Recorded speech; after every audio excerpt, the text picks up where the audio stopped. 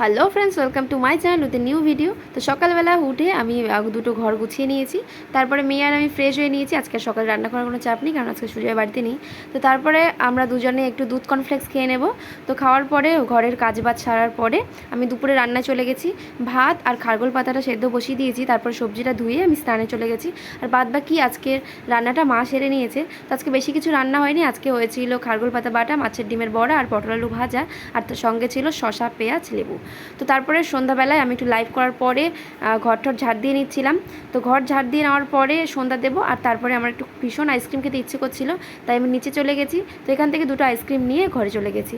তারপরে আমি রাতের রান্না বসিয়ে দিয়েছি, এখানে দুধ গরম বসিয়ে দিয়েছি, আর আম দিয়ে ডাল হবে, আর দুপুরের ভাজা ছিল, আর কিছু একটা হবে হয়তো। তো তারপরে মেয়েকে রাতের বেলা দুধ ভাত খাইয়ে দিয়েছি।